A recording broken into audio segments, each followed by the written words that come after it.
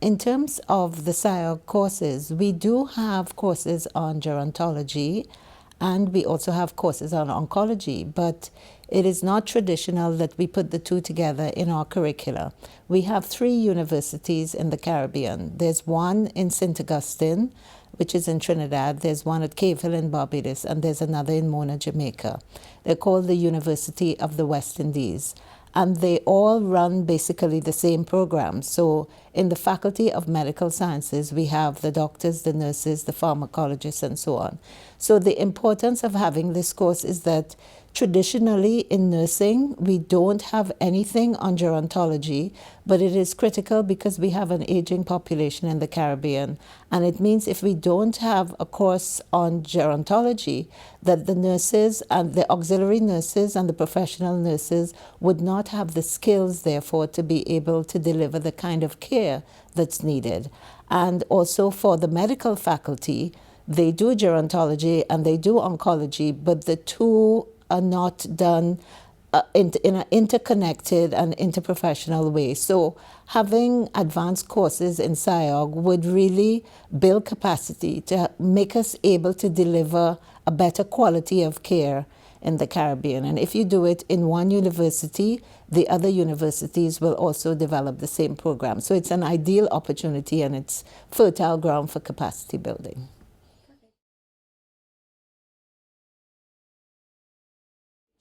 Okay, so that's a really important and critical question for us. For universal health coverage, in PAHO, we also speak about universal access as well as coverage. So for coverage, certainly with elderly people, because we're talking geriatric oncology here, they tend to get left behind. So therefore, when we speak about universal health coverage, we are addressing issues of the whole range of care, but also financially. The elderly tend not to be able to pay for their care, so that it is important that they have access, which means that they're able to get care whether at the primary, secondary, or tertiary level, but also that their care is comprehensive across all those levels. So we are really speaking about equity and justice and solidarity when we speak about universal health coverage, and we put it alongside geriatric oncology. So it's a critical element in the work that we do.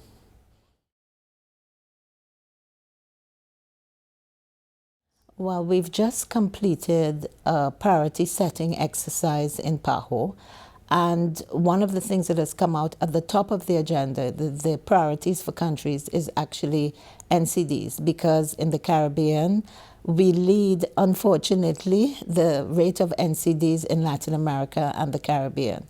So therefore, it will be directly addressing the needs of governments, because they've already told us they want support for NCDs, and cancer is number 2 in our region, cardiovascular diseases being number 1. So it fits in perfectly with what needs to be done and what PAHO and WHO can deliver with the government of Trinidad and Tobago and the other countries of the region, because it is a priority for us.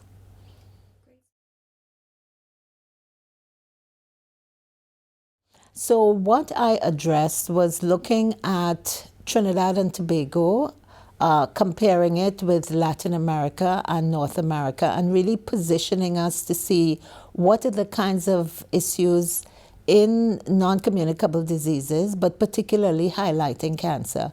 I highlighted the fact that we have an aging population in the Caribbean. Although it varies across the Caribbean, we tend to really talk about the Caribbean as if it was one homogeneous place, but it's actually quite diverse, from very, very small countries to what we call larger ones, which could only be like Trinidad and Tobago. It's only 1.37 million people. But it was about putting it in perspective, putting cancer in perspective, also putting it alongside aging. We are an aging population. We have a lot of people that leave the Caribbean for other countries, but also our fertility rate has been dropping. So that by the year 2040, we will have a lot more elderly people, and there are certain countries in the Caribbean where we have centenarians. So it was painting a profile of where we are with cancer, which is the second highest in the region, comparing it with Trinidad and Tobago, where we have not just cancer, but we have hypertension and diabetes. So looking at NCDs, looking at cancer as one of the NCDs that we have to tackle in Trinidad and Tobago and in the region as a whole. So it was painting that picture of the population, the disease profile, looking at the incidence of cancer in Latin America, and really looking finally at what's the way forward? How are we going to tackle the problem from the point of view of universal health coverage, but also looking at how do we work with governments as a whole. For SIOG, the issue of partnership I spoke about, it's critical for the courses to be introduced into the Caribbean, to develop also courses for our virtual campus for public health, which means we can have courses online, not just face-to-face courses. And really just essentially looking at all the different ways we can support government through universal health coverage, using that as a underpinning area of work for us in the Caribbean.